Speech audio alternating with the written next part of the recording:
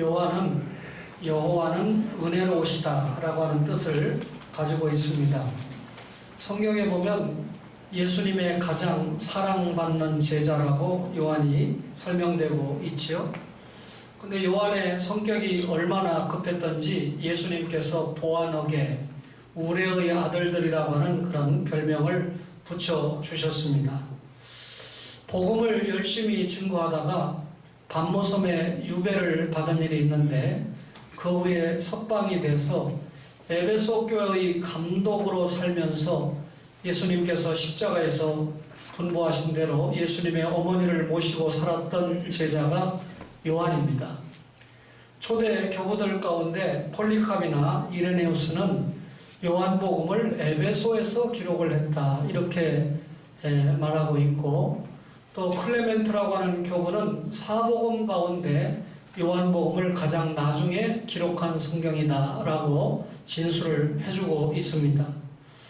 요한복음을 기록한 목적을 우리가 잘 알고 있지 않습니까? 요한복음 20장 31절에 보니까 예수님께서 하나님의 아들이심을 믿고 생명, 영생을 얻게 하려고 하는 것이 이 성경을 기록한 목적이다 그랬는데, 사실 세 가지로 나누어 보면 예수님은 하나님의 아들 그리스도다 라고 하는 것이고, 그리고 그 그리스도께서 구원하기 위하여 우리를 부르셨다, 성령님을 통해서 부르셨다라고 하는 것이고, 부름받은 우리가 그리스도 안에서 영원한 생명을 누리게 하는 것을 알려주려고 요한복음을 기록했다라고 하는 것을 우리가 알 수가 있습니다. 사복음서를 묵상해 보면 학자들이 왕종 인신의 복음이다, 마태복음은 왕의 복음이고 마가복음은 종의 복음이고 누가복음은 예수님께서 사람의 아들이라는 것을 강조한 인의 복음이고, 그리고 요한복음은 예수님께서 하나님의 아들이라고 하는 것을 강조한 복음이다. 그래서 왕종인 신의 복음이다 라고 하는 표현을 쓰는데, 사실 요한복음에서 강조하는 중요한 특징 가운데 하나가 하나님이신 예수님이 사람의 몸을 입고 이 땅에 오셨다. 다시 말하면 성육신을 대단히 강조했습니다. 요한복음 1장 1절에 보면 태초에 말씀이 계시니라, 이 말씀이 하나님과 함께 계셨으니 이 말씀은 곧 누구라고 그랬습니까? 하나님이다 그랬습니다. 그런데 말씀이 육신이 되어 우리 가운데 거하시며 그랬죠? 하나님이신 예수님이 사람의 몸을 입고 우리 가운데 거하셨다. 왜 그랬을까요? 우리를 구원해서 하나님의 일을 할 수 있도록 만들어야 되는데, 하나님은 죽으실 수가 없기 때문에 죽으실 수 있는 인간의 몸을 입고 오신 분이 제2위이신 성자 예수님이죠. 그분이 이 땅에 오셔서 십자가에 죽으시고 사흘 만에 부활하심으로 하나님께서 가지신 구원 계획을 완벽하게 순종하시고 이루셨습니다.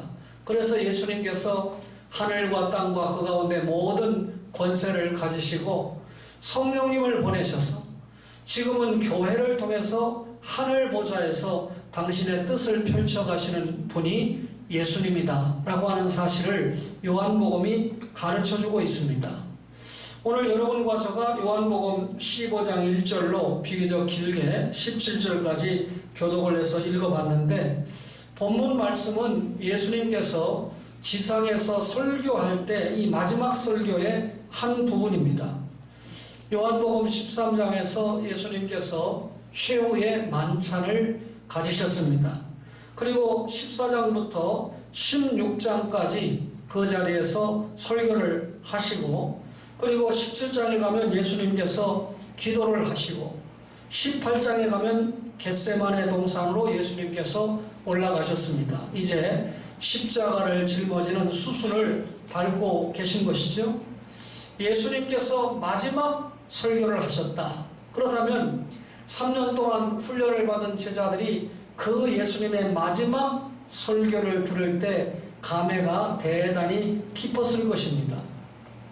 예수님께서 설교하시는 중에 나는 포도나무요 너희는 가지니 저가 내 안에 내가 그 안에 있으면 이 사람은 열매를 많이 맺나니 나를 떠나서는 너희가 아무것도 할 수 없다. 이렇게 말씀하시면서 설교가 시작이 된 것입니다. 요한복음 15장의 말씀은 주님께서 자신의 죽음이 임박한 것을 알고 제자들에게 주시는 말씀인데, 이제 자신이 죽고 나면 부활합니다. 부활 후에 주님의 교회가 생길 것이죠. 그렇다면 주님의 몸된 교회와 제자들의 관계가 어떠해야 되는가 하는 것을 말씀을 통해서 설명하시기를 원했습니다. 주님은 자신을 설명하기를 나는 포도나무다 그랬습니다. 포도나무의 존재 목적이 뭘까요? 여러분, 이 포도나무가 목재로 사용이 되나요? 아니죠. 혹은 포도나무를 관상용으로 기르는 사람이 있습니까? 그렇지 않지요. 또 포도나무를 땔감으로 재배하는 사람이 있을까요? 포도나무는 땔감으로도 가치가 없습니다. 오직 포도나무는 포도 열매를 맺게 하기 위해서 포도나무를 심는 것 아니겠습니까? 오늘 우리가 읽었던 성경에 열매라고 하는 말씀이 적어도 8번 이상이나 거듭 나오고 있습니다. 열매. 오늘 저는 열매 맺는 신앙이라고 하는 제목으로 하나님 앞에서 우리가 맺어야 될 열매가 무엇일까라고 하는 것을 말씀을 통해서 상고해 보려고 합니다. 우선 열매 맺는 신앙을 가지려고 하면 이 나무에 붙어 있는 신앙, 다시 말하면 예수님께 붙어 있는 신앙을 선행해야 됩니다. 오늘 요한복음 15장 4절에 가지가 포도나무에 붙어 있지 아니하면 스스로 열매를 맺을 수 없음 같이 너희도 내 안에 있지 아니하면 그러하리라. 그러면서 계속해서 5절에 나는 포도나무요 너희는 가지라. 그가 내 안에 내가 그 안에 거하면 사람이 열매를 많이 맺나니 나를 떠나서는 너희가 아무것도 할 수 없습니다. 열매를 많이 맺으려면 가지가 나무에 붙어 있어야 된다. 그런데 예수님이 내가 참 포도나무라고 했으니까 결국 열매를 많이 맺으려면 성도된 우리가 예수님 안에 붙어 있어야 된다. 그 말이죠. 오늘 이 비유를 통해서 예수님이 자신을 참 포도나무다. 하나님은 농부다. 그러면 가지는 누구를 이야기하죠? 성도된 우리를 이야기하죠. 본문에 나타난 이 포도나무가 그리스도라고 했는데, 여러분, 우리는 그리스도를 머리로 하는 교회를 비유하고 있죠. 농부는 나무의 소유자가 되고 또 관리자가 되는 하나님을 비유했습니다. 나무에 붙어있는 가지는 2가지 종류가 있는데, 열매를 맺을 수 있는 가지가 있고 도무지 열매를 맺을 수 없는 그런 가지가 있습니다. 이 농부가 되시는 하나님이 열매를 맺을 수 없는 가지는 잘라버리게 되죠. 그러면 열매 맺을 수 없는 가지를 왜 자릅니까? 농부가 열매를 맺을 수 있는 가지가 더 좋은 풍성한 열매를 맺을 수 있도록 그렇게 조치해 주는 것 아니겠습니까? 농부 되시는 하나님께서 참 가지를 위해서 잘라내고 또 키우는 확실한 작업을 수행하시는데, 가지가 나무에서 났고 또 나무로 말미암아 생명을 유지하기 때문에 가지가 나무에 붙어서 이 수분을 잘 공급을 받을 때 잘 성장하게 되어 있습니다. 그래서 농부의 소원대로 가지가 나무에 잘 붙어 있으면 영양분을 잘 공급받아서 꽃이 피고 마침내 주인이 그렇게도 원했던 포도 열매를 맺게 되는 것이죠. 따라서 성도인 가지가 예수님 앞에 예수님 가지에 예수님이라는 나무에 잘 붙어 있어야 열매를 맺을 수 있다라고 하는 것을 본문은 비유하고 있는 것입니다.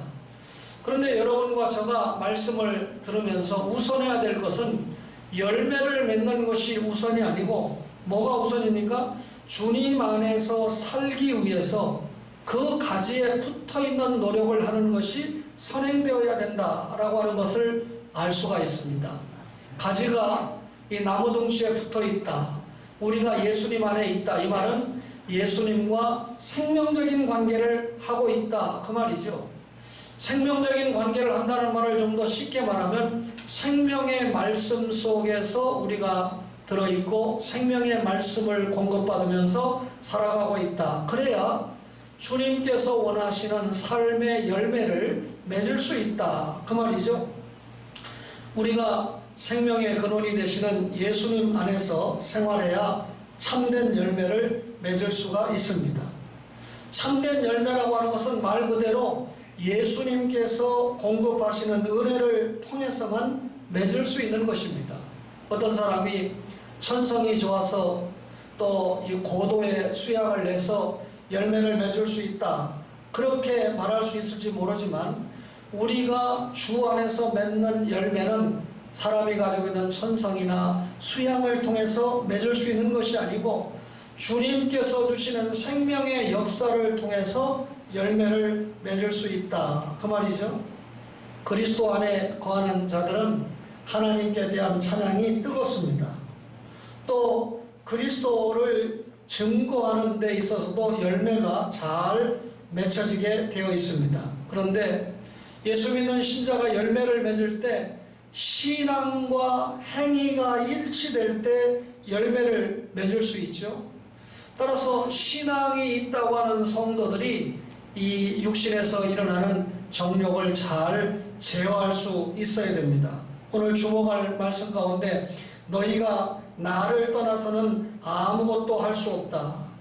때때로 똑똑한 사람들이 예수님이 없어도 우리는 얼마든지 많은 것을 잘 할 수 있다 이렇게 착각을 하는데, 사실 하나님께서 원하시는 열매를 맺어야 되죠.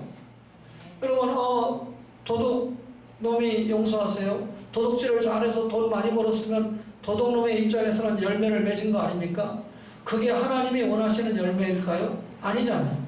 따라서 예수 믿는 여러분과 저는 하나님이 원하시는 열매를 맺어야 되기 때문에 예수님이라고 하는 가지에 붙어 있어야 그 열매를 맺을 수 있고, 그 열매를 가지고 하나님께 영광을 돌리고, 그리고 마침내 주님의 제자로 인정을 받는 복을 누릴 수 있다 그 말이죠.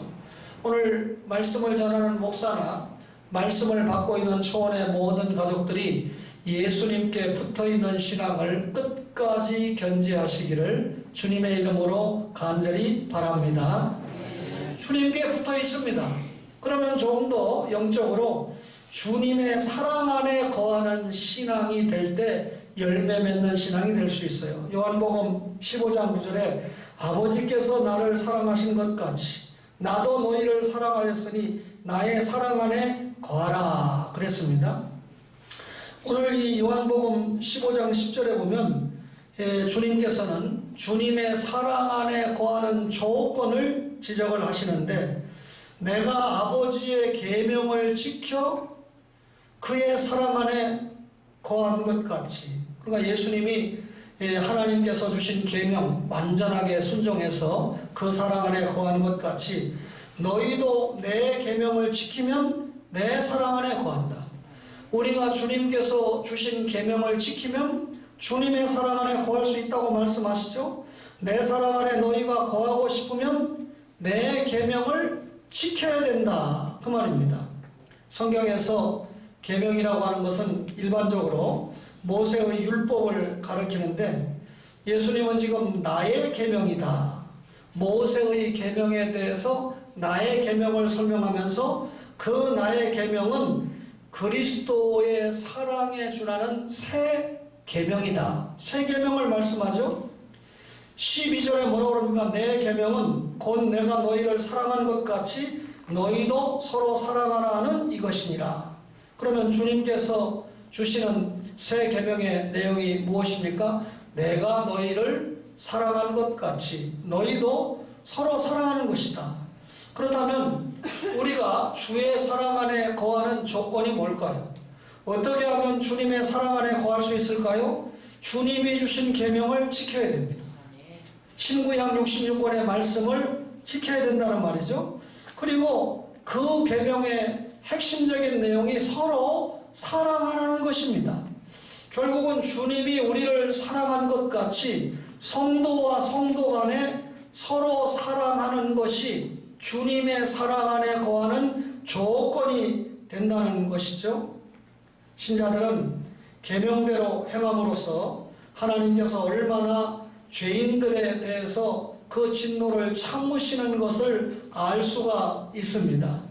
하나님께서 우리가 범죄한 것 즉각 심판하면 살아남을 자가 있겠습니까? 하나님께서 우리를 구원하시고 알면서 모르면서 짓는 죄에 대해서 상당히 인내하시면서 사랑해 주시는데, 우리가 하나님의 사랑을 깨달았다면, 정말 하나님께서 나를 사랑하신다라고 하는 사실을 깨달았다면, 그 깨달음이 뭘로 나타나야 된다는 겁니까? 형제 사랑, 이웃 사랑으로 나타나야 된다, 그 말이죠. 예수님께서 여러분과 저에게 사랑하신 것을 깨달은 우리가 그 큰 사랑을 서로 베풀고 나누어야 된다. 교회는 모이는 교회가 돼야 되고 흩어지는 교회가 돼야 되는데, 여러분, 우리가 모이는 교회가 돼야 되는데 전국교회가 이번에는 흩어지는 교회의 모습을 보이고 있습니다. 예배를 폐한 교회도 있고 인터넷으로 예배를 드리는 교회도 있고 등등. 그런데 오늘 이 자리에 오신 여러분은 참 믿음이 대단하신 분들이다, 이렇게 생각이 됩니다. 그러면 모여야 하나님의 말씀을 듣고 하나님의 사랑을 깨닫잖아요. 그 흩어져서 뭐합니까? 모여서 하나님의 사랑을 깨달은 것을 흩어져서 나누는 거죠. 그래서 우리가 흩어져서 만나는 여러 사람들에게, 내 이웃에게 주님의 사랑을 나누는데, 복음을 나누고 그 복음을 상대로 하여금 영접하고 그 복음 때문에 믿음이 잘 자랄 수 있도록 우리가 신앙과 행위가 일치된 본이 되는 빛과 소금의 모습으로 저들을 감화시키는 것이 사랑이지 않겠습니까? 사실 예수님께서 이 땅에 사람의 몸을 입고 오신 것도 엄청나게 우리를 사랑하신 거죠. 우리를 위해서 대신 죽기 위해서 하나님이신 예수님이 사람의 몸을 입으신 거 아닙니까? 그리고 하나님의 뜻대로 십자가에 죽으셨잖아요. 하나님께서는 자기의 독생성자 외아들을 십자가에 내어주실 만큼 우리를 사랑하셨습니다.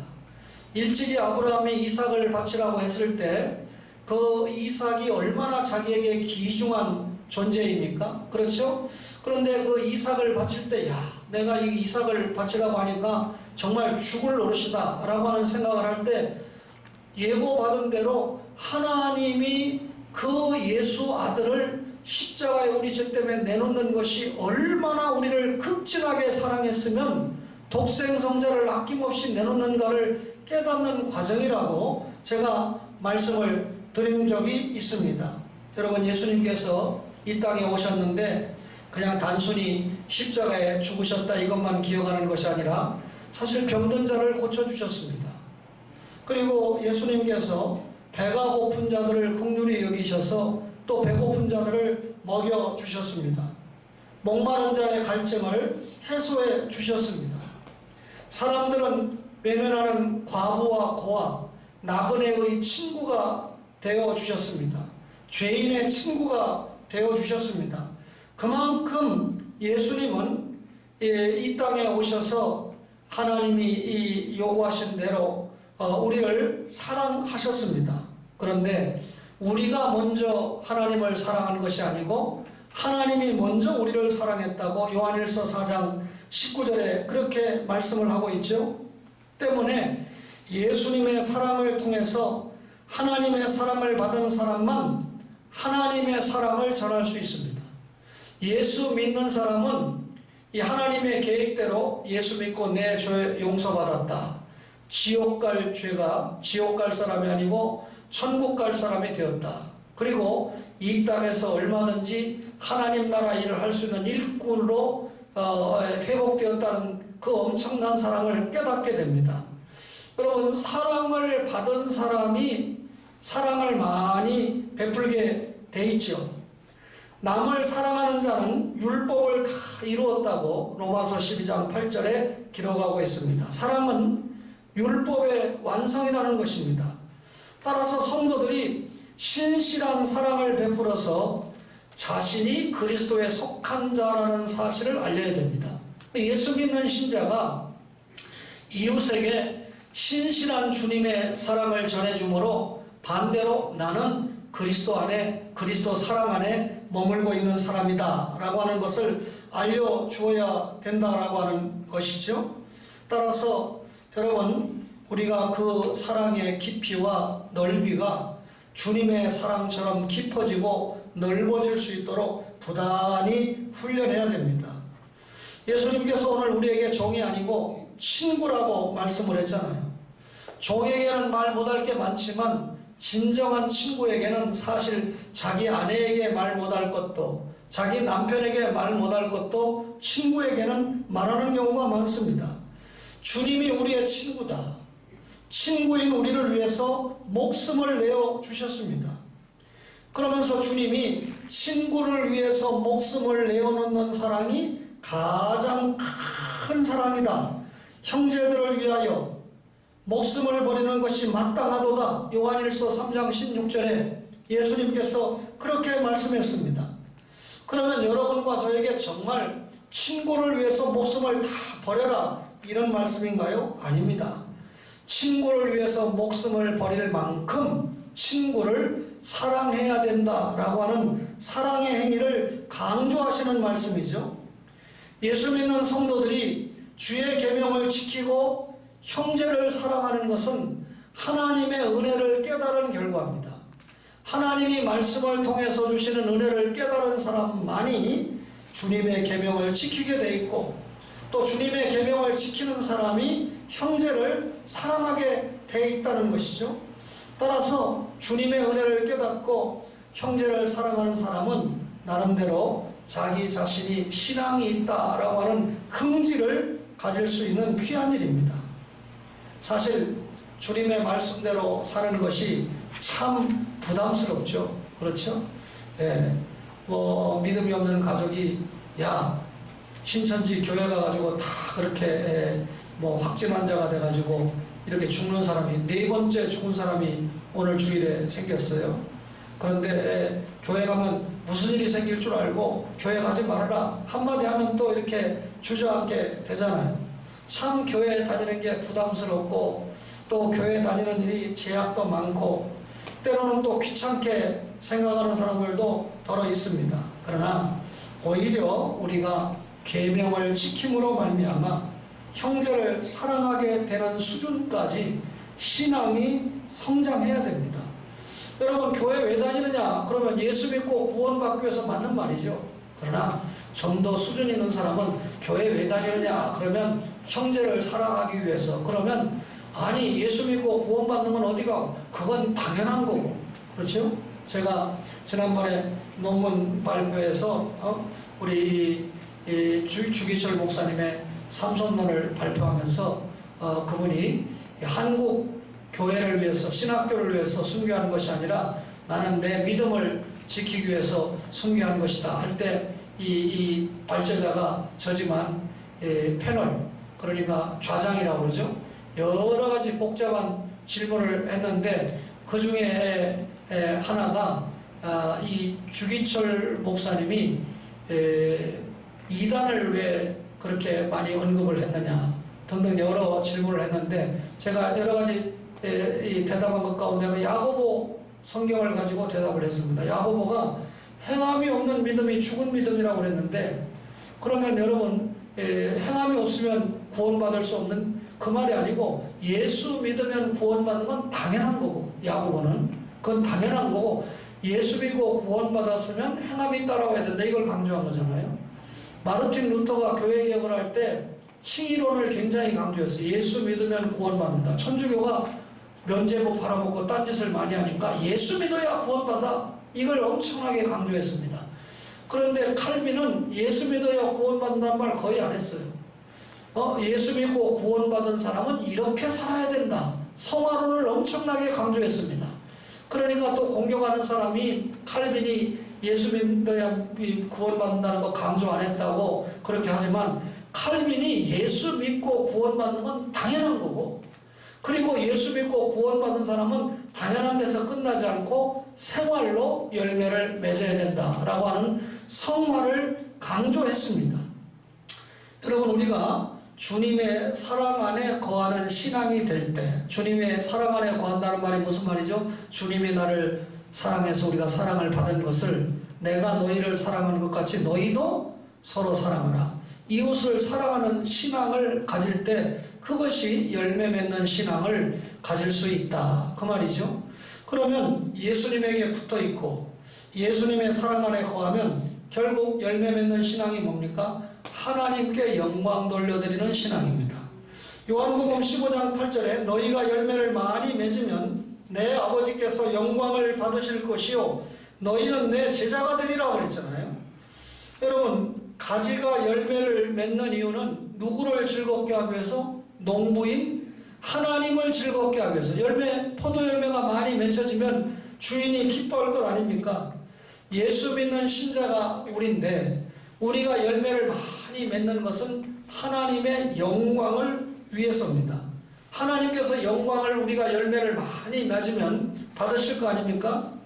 예수 믿는 목적이 뭐요? 그러면 천국 가려고 하는 것보다 예수 믿는 목적이 뭐요? 그러면 하나님께 영광 돌리려고요. 그러면 예수 믿고 구원받아서 천국 가는 건 당연하고 하나님께 영광 돌리는 건데, 그러면 하나님께 영광 돌리는 것이 예수 믿는 신자의 제일 되는 목적이라고 그랬는데 어떻게 하는 것이 하나님께 영광을 돌려드리는 겁니까? 오늘 말씀을 보니까 생활의 열매를 많이 맺으면 하나님께 영광을 돌려드린다는 거죠. 사과나무가 그 열매를 보고 사과나무인 줄 알잖아요. 감의 열매가 맺힌 것을 보고 우리가 감나무인 것을 알지 않습니까? 우리가 하나님께 영광 돌린다는 말을 자주자주 사용하는데 하나님께 영광 돌린다는 것은 구체적으로 무슨 의미일까요? 여러분, 고운 목소리를 가지고 하나님께 찬양을 잘 드리는 것, 그것도 영광 돌리는 한 방법이겠죠. 밤을 새워서 하나님께 기도 드리는 것, 그것도 영광 돌리는 한 방법이 되겠죠. 그리고 하나님 앞에 아주 장엄하고 거룩한 예배를 드리는 것도 영광 돌리는 방법일 수 있으나 이것은 예수 믿는 신자가 찬양, 기도, 예배 이런 것들은 구원받은 신자들의 아름다운 의무가 됩니다. 그러니까 하나님께 영광을 돌려드리는 하나의 과정이 예배고 기도고 찬양이라는 것이죠. 따라서 그 자체가 하나님께 영광 돌리는 궁극적인 형태는 아니라는 겁니다.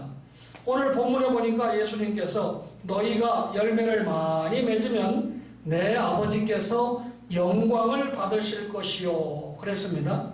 여러분, 인간이 하나님께 영광 돌릴 수 있는 방법은 오직 하나님께 열매를 많이 맺혀 드리는 것입니다. 누가 하나님께 더 큰 영광을 돌려드리는 사람입니까? 더 많은 열매를 맺는 사람이죠.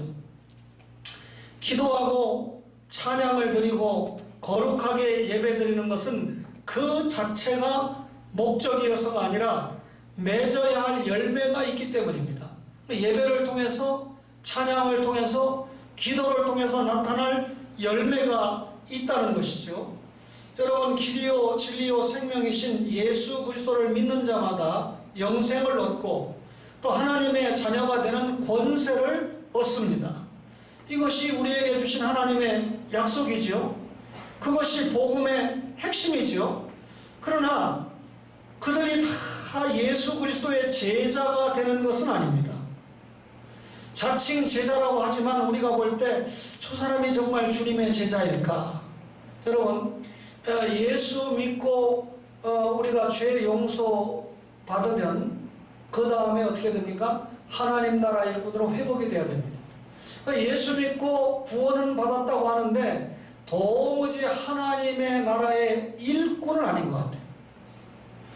제가 요즘 여러분들 트로트 열풍 때문에 중고등부 아이들도 이 트로트 열풍에 불어가지고 대단하다고 그럽니다. 지금 보니까 우리 교회 권사님 집사님도 새벽 1시 2시까지도 그건 본다 그러시더라고요. 그것도 보고 새벽 기도까지 나오시면 더 좋겠지만, 그런데 그 1세대에 트로트 불렀던 사람 가운데 인기도 상당하죠. 내가 이름은 공개하지 않겠습니다. 텔레비전에 나와가지고 또 잡담하다 보면 지난밤에 술을 얼마나 누구하고 퍼마셨는가 이거 떠들고 있어요. 그 친구들이 또 태연하게 요즘은 또 이 교회 무슨 집사가 되고 장로가 됐다 그러면서 복음성가 부르고 있어요. 여러분, 그 복음성가를 들을 때 그 사람이 술 먹고 생활의 열매가 없다는 것을 몰랐을 때는, 야, 이 사람이 참 유명한 트로트 가수인데 복음성가도 부르는구나 해서 참 나름대로 잘 들었는데, 그 이 술 먹고 생활이 엉터리라는 것을 알게 되니까 이런 녀석이 왜 복음성가를 불러서 하나님 영광을 가리우나 하는 마음이 들잖아요. 제 말은 무슨 말인지 이해가 충분히 될 겁니다. 여러분, 예수를 믿는다고 하지만 제자가 되지 못한 사람이 수두룩합니다. 저는 우리 교회 가족들이 예수 믿는 데서 끝나지 않고 구원인에서 끝나지 않고 성화일을 거쳐 사명을 감당하는 하나님 나라 일꾼이 되기를 간절히 바라는 것이죠. 하나님 나라 일꾼이 될 때 열매를 맺는 겁니다. 여러분, 주님의 일을 열심히 하다 보면 상대방에게 시기도 받고 때로 부러움의 대상도 됩니다. 평생 일 안 하는 사람은 욕먹을 일도 없고요, 구설수에 올라갈 일도 없습니다. 그렇다고 주님의 일을 하면서 늘 남들에게 거침돌이 되라고 하는 말은 절대 아니죠. 예수 믿는 여러분과 저가 오늘 생활의 열매를 맺을 때 하나님께서 영광을 거두어 주신다, 그 말입니다. 이번에 제가 뜻하지 않은 그런 미국을 돌아볼 수 있는 기회를 가지게 됐는데, 그 교수님은 이미 아들이 둘이 있고 딸이 있습니다. 그런데 중학생 고아 딸을 입양을 했어요. 미국 애입니다. 그러니까 사모님도 동의를 하고 다른 자녀들도 동의를 해서 앞에 오빠가 둘이 있고 막내 딸이 있는데 그 사이에 중학생을 입양을 했으니까 아버지와 엄마가 없는, 갑자기 돌아가셔서 정말 이 고통 중에 있는 아를 입양을 해서 교수님이 이야기하는데, 목사님, 우리 아들, 진짜 아들 둘과 막내딸은 사립학교 다닌 일이 없습니다. 미국의 공립학교는 뭐 거의 혜택을 받으면서 사느니까. 그런데 입양한 딸은 공립학교 보내지 않고 사립학교를 보내서 새 아이에게 들었던 학비보다 훨씬 더 3~4배가 들었습니다. 입양을 해서 차별하지 않고 그 딸을 아주 열심히 잘 길러서 대학을 졸업을 하고, 딸이다 보니까 나이가 많잖아요. 아들들보다 먼저 또 이 시집을 갈 수밖에 없잖아요. 최근에 작년 가을에 결혼을 해가지고 아주 행복하게 사는데, 이 최 목사님에게 얼마나 친딸처럼 잘 섬기고 잘하는지 모르는데 보람이 뭐냐? 그러니까 정말 의지할 데 없는 이 자녀를 입양을 해서 주님의 자녀로 키우고 정상적으로 공부를 시켜서 좋은 남편 만나서 행복한 신앙생활 하면서 살게 하니까 얼마나 감사한지 모른다.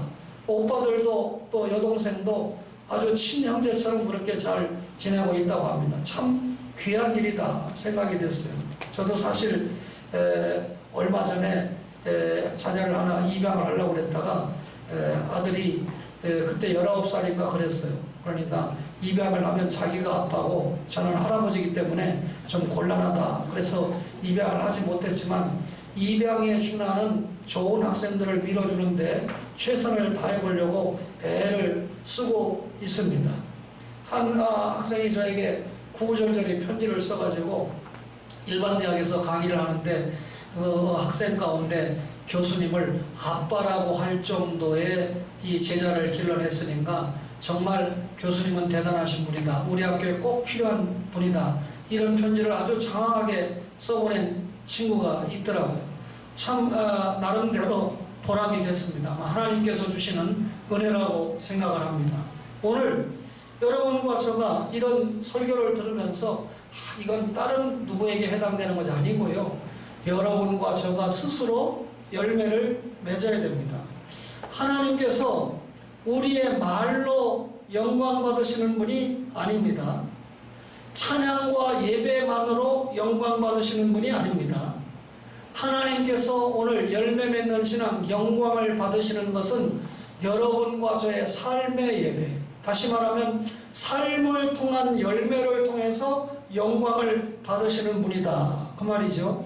우리 초원의 가족들이 예배 중에가 아니라 찬양 중에 말할 것도 없고 삶 중에 하나님의 열매, 이웃을 사랑하면서 열매를 맺는다고 하면 하나님께서 계속해서 우리를 떠나시지 않고 우리를 제자 삼았기 때문에 제자인 우리를 통해서 바른 열매, 좋은 열매가 계속 맺힐 수 있도록 도와주신다라고 하는 사실입니다.